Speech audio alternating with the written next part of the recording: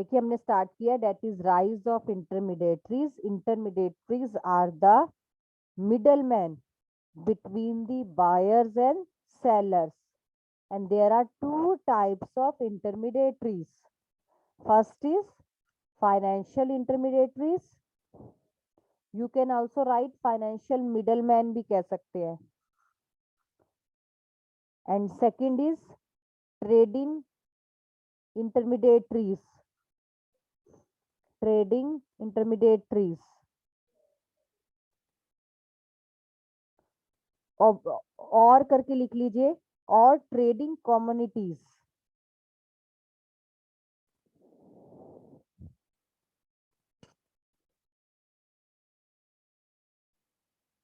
Trading communities.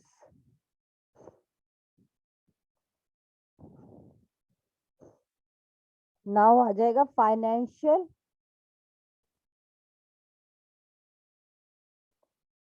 Intermediaries.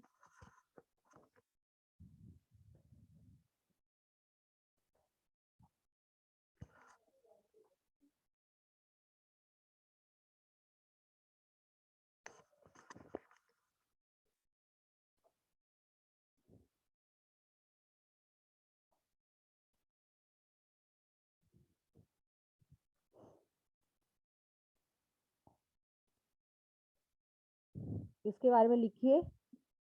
They play an important role in flow of money.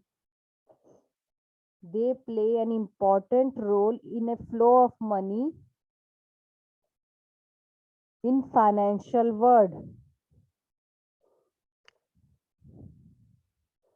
Ma'am important role in flow of money, FLOW, flow of money in financial world.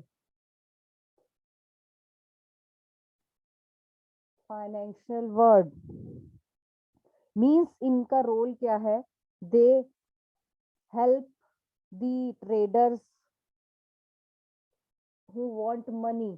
ठीक है ना, जिनको money की requirement है उनकी ये help करते हैं. तो आ जाएगा, नेक्स्ट आ जाएगा ma'am financial world world. World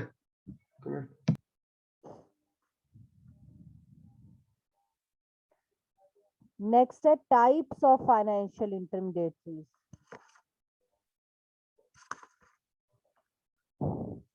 types. First is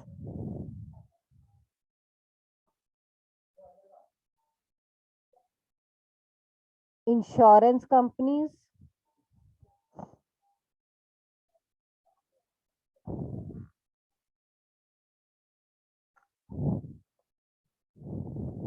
insurance companies. अब इंश्योरेंस कंपनीज का क्या रोल है. They protect and provide loans एक तरह की, या फंडिंग करते हैं.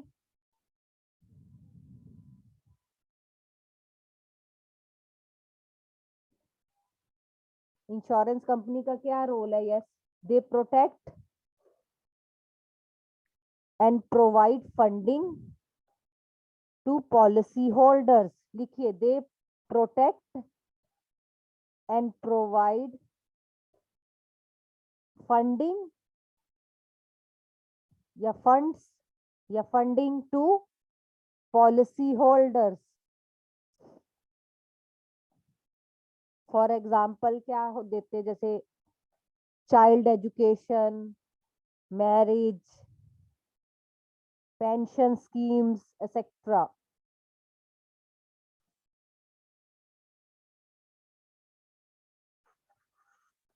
Second is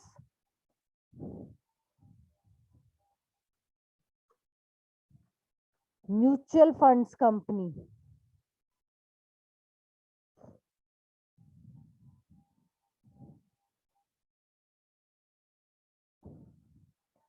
second is mutual fund companies. इनका क्या रोल है. They collect resources from investors. They collect resources from investors and invest in capital market.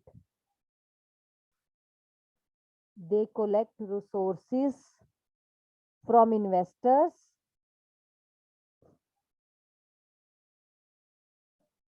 and invest in capital market.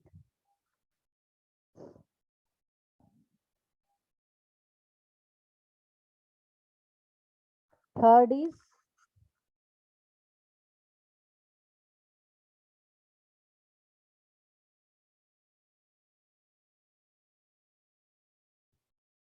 NBFC.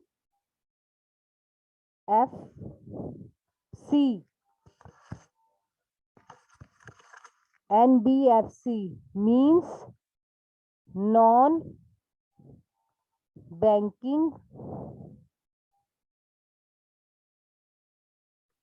finance companies.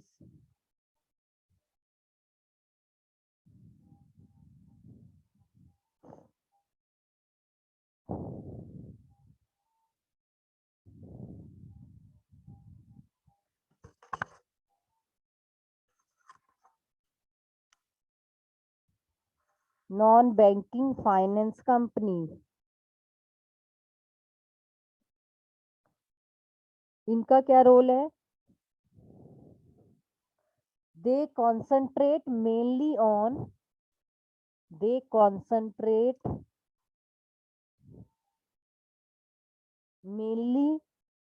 lending activities.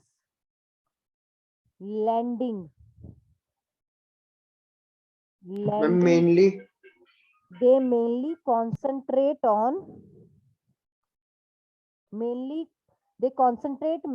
on lending activities. Lending मतलब उधार देना, ये सिर्फ उधार देते हैं. Lending activities like, for example लिख लीजिए, for example gold loan, education loan, home loans. Gold loan, education loan, home loans, etc. etc.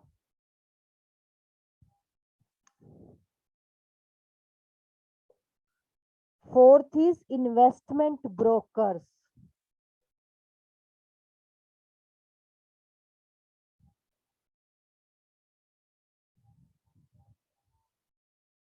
Investment brokers. They guide and help. They guide and help investors. They guide and help investors in buying and selling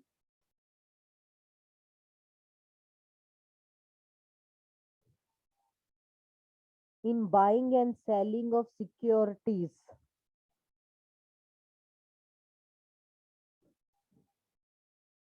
In financial market. Buying and selling of securities in financial market. They charge commission. They charge commission for their services.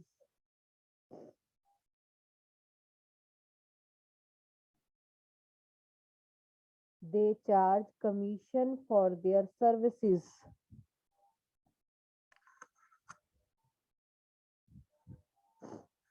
And fifth is investment bankers. Investment bankers.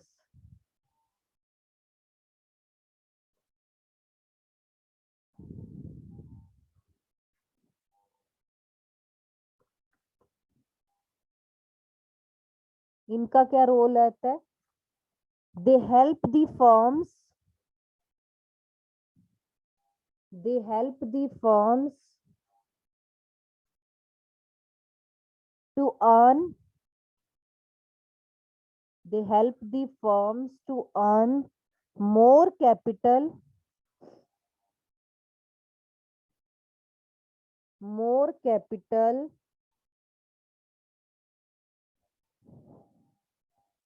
by helping companies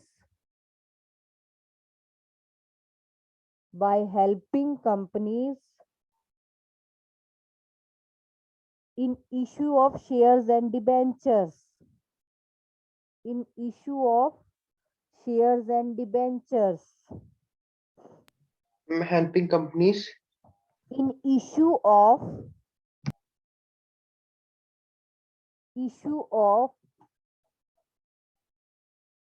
shares and debentures,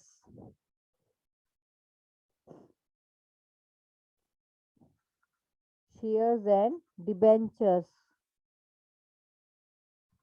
clear? yes ma'am ये topic था हमारा rise of intermediaries. Yes ma'am. Rise of intermediaries, I am repeating, इसमें 2 types थी, financial और trading. Financial हमने इस topic में पढ़ी, ट्रेडिंग हम अभी नेक्स्ट में पढ़ लेंगे. तो फाइनेंशियल की हमने टाइप्स पढ़ी, insurance company, mutual funds, non banking finance company, investment broker और इन्वेस्टमेंट बैंकर. ये कई बार पूछ लिया जाता है, इन्वेस्टमेंट ब्रोकर्स और बैंकर्स में क्या फर्क है? सेम सेम तो लग रहे हैं. देखिए, जो ब्रोकर्स होते हैं वो कौन होते हैं? वो गाइड करते हैं हमें कि शेयर्स को खरीदो. शेयर्स वर्ड सुना है ना, सिक्योरिटी, शेयर मार्केट. तो जो ब्रोकर्स होते हैं, दे गाइड करते हैं हमें, इन्वेस्टर्स को हेल्प करते हैं कि सिक्योरिटीज खरीदो. और उसके लिए वो फ्री में नहीं करते, जो ब्रोकर्स होते हैं उसके लिए हमसे कमीशन लेते हैं. जबकि बैंकर्स जो होते हैं, इनका फोकस होता है आप इन्वेस्ट करो पैसा कहीं. ठीक है ना? चाहे वो भी यही कहेंगे कहाँ इन्वेस्ट करो, शेयर मार्केट में इन्वेस्ट करो. ठीक है ना? और वो कहते हैं कि आप ज्यादा से ज्यादा प्रॉफिट अर्न करो पैसा इन्वेस्ट करके.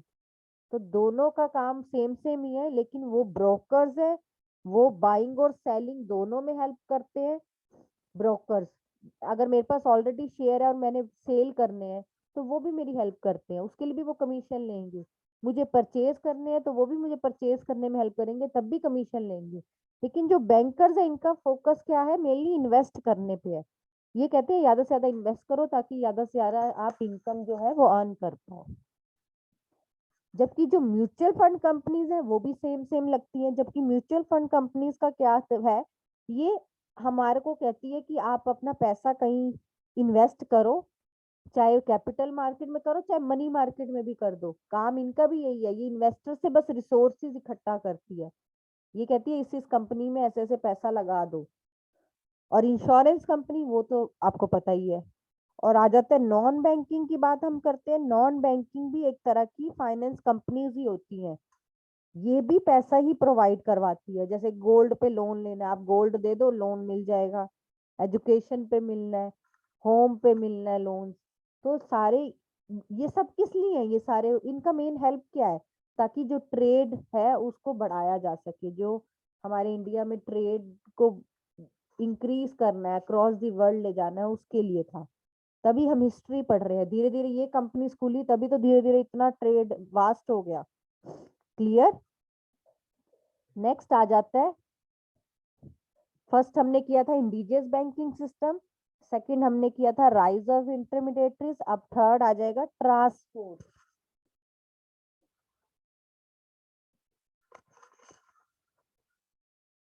ट्रांसपोर्ट, हम अपने वापस चैप्टर पे आ जाते हैं. ट्रांसपोर्ट क्या होता है तो सबको पता है. ट्रांसपोर्ट बाय लैंड हो गया, वाटर हो गया. उस समय तो 2 ही तरह से चलता था, आज तो बाय एयर भी हो गया. पहले लैंड से होता था या वाटर से होता था एशियन टाइम में. क्या होता था ट्रांसपोर्टेशन का मीनिंग? क्या है? Movements of goods. ठीक है, from one location to another, एक जगह से दूसरी जगह ले जाना. पहले इनलैंड ट्रेड भी होता था, अब तो बाहर भी जाने लग गया है, शिप्स के थ्रू, बाय एयर के थ्रू. ठीक है ना?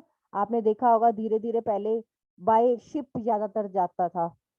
तो कितनी कंपनीज आती थी जो यहाँ से, सिल्क का हमने जैसे पढ़ा, सिल्क रूट्स थे, ट्रेड रूट्स बने हुए थे. स्पाइसेस जाते थे साउथ की तरफ से. ठीक है ना? तो ये धीरे धीरे जो है बढ़ता गया. तो मेनली क्या था पहले टाइम में? अगर पुराने टाइम में देखें तो ह्यूमंस और एनिमल्स और गुड्स को एक जगह से दूसरी जगह ले जाने के लिए ट्रांसपोर्टेशन का यूज होता था. और जैसे जैसे ट्रांसपोर्टेशन, आप कह सकते हो, डेवलपमेंट होती गई, तो धीरे धीरे अब इंडिया नहीं, नेशन नहीं, आउटसाइड दी वर्ल्ड भी हमारा ट्रांसपोर्टेशन चलने लग गया। तो अब ध्यान रखना है, पहले हम किससे पूछो तो 4 टाइप्स बोलते हैं, लैंड, एयर, वाटर, ठीक है। अब हम बोलेंगे केबल ट्रांसपोर्ट भी हो गई है, पाइपलाइन ट्रांसपोर्ट भी हो गया है, अब तो स्पेस के थ्रू भी जाने लग गया है, वो तो चलो एयर में ही आ जाएगा। तो जो भी डेवलपमेंट हुई है इन द इंफ्रास्ट्रक्चर, उससे क्या हुआ है, जो ट्रेड है वो काफी वास्ट हुआ है, काफी बढ़ गया है नेशनल और इंटरनेशनल लेवल्स पे। अब यहाँ पूरा पैराग्राफ दिया हुआ है कि पहले क्या जाता था, यहाँ लिखे हुए हैं देखिए, ऑयल जाते थे, परफ्यूम्स, मेडिसिन, सारा बताया हुआ, पर हमें इतनी डिटेल नहीं करनी, हमें सिर्फ ट्रांसपोर्टेशन का मीनिंग पता हो, हमने उसी को डिफाइन कर देना है, ठीक है। तो लिख लीजिए इसके बारे में एक line, transportation is a movement of transportation is a movement of humans, animals and goods from one location to another, from one location to another,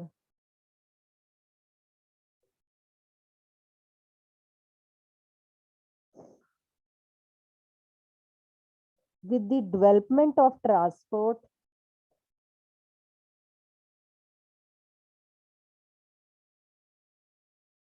trade was no longer trade ma'am was, repeat करना दोबारा। with the development of transport,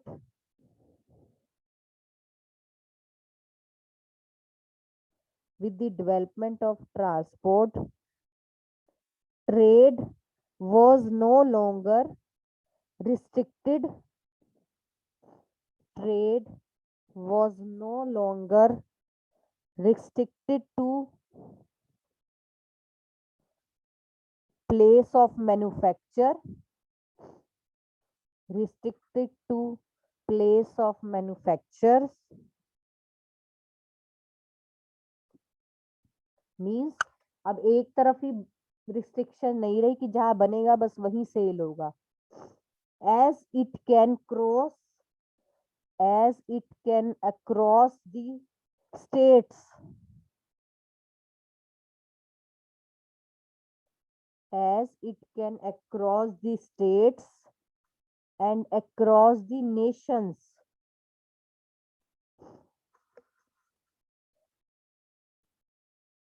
across the states and across the nation, मतलब आज तो state और state से Nations तक पहुंच चुका है transport.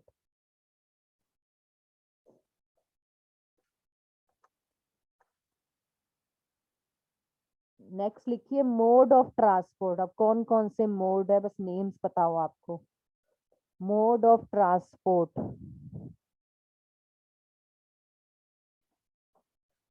Land transport,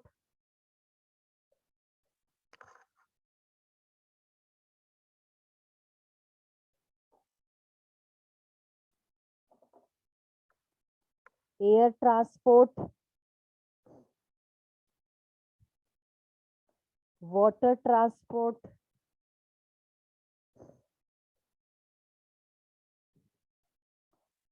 cable and pipeline transport, cable and pipeline transport, space, space भी लिख लीजिए, आजकल स्पेस के थ्रू भी जा रहा है।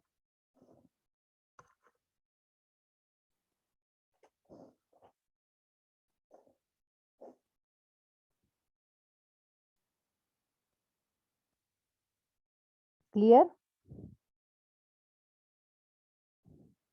Yes, ma'am. तो हमारे 3 टॉपिक्स हो गए, दैट इज ट्रांसपोर्ट तक। Fourth is trading communities strengthen. अगर हम बात करें ट्रेडिंग कम्युनिटीज की, ये ट्रेडिंग कम्युनिटीज उसी का ही पार्ट है जो भी हमने बताया था, एक फाइनेंशियल था और एक ट्रेडिंग था। देखिए डिफरेंट डिफरेंट पार्ट्स है, हर तरह के लोग रहते हैं। तो पहले क्या होता था, one place to another place में जब भेजते थे तो मिडल मैन की जरूरत पड़ती थी।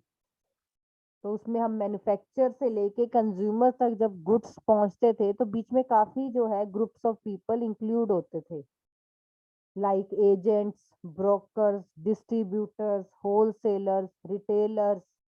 अगर आप पूरा एक लिंक देखें,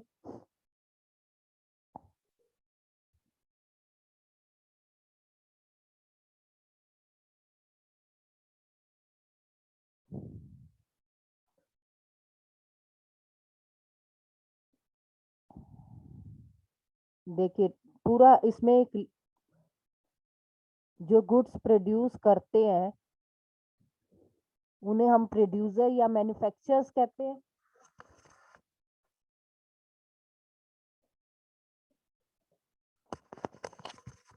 प्रोड्यूसर या मैन्युफैक्चरर्स।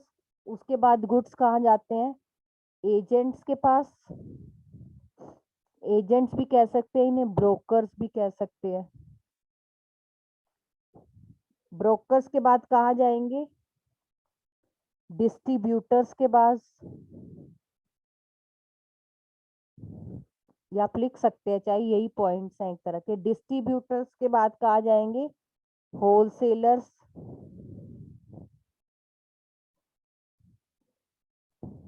और होलसेलर्स के बाद किसके पास जाएंगे?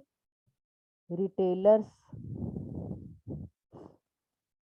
और रिटेलर से अल्टीमेट किसको मिलेंगे? जिसको चाहिए, कंज्यूमर। तो ये पूरी एक लिंक है, मतलब जो प्रोड्यूस करता है या मैन्युफैक्चर करता है, उसके बाद एजेंट्स और ब्रोकर्स के पास।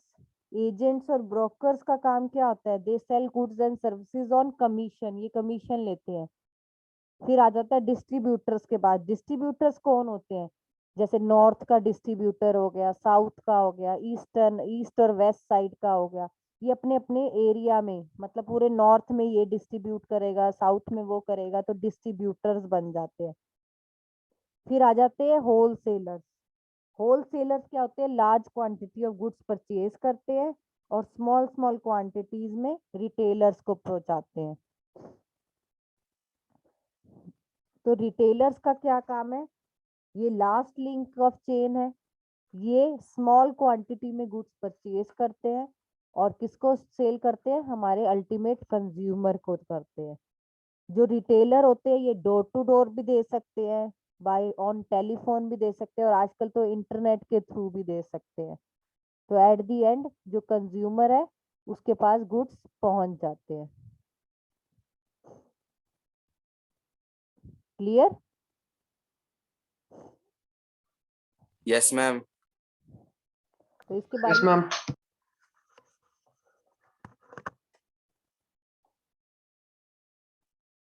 तो इसमें ये सारे हमारे किसके आ गए? ट्रेडिंग कम्युनिटीज के। ट्रेडिंग की जो हमने बात करी, फोर्थ।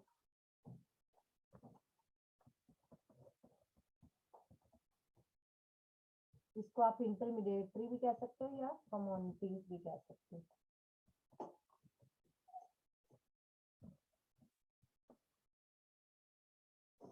जिसमें आगे producers, agents, distributors, wholesalers, retailers and then consumers. Clear? Yes, ma'am. Yes ma'am. तो इसे रिवाइज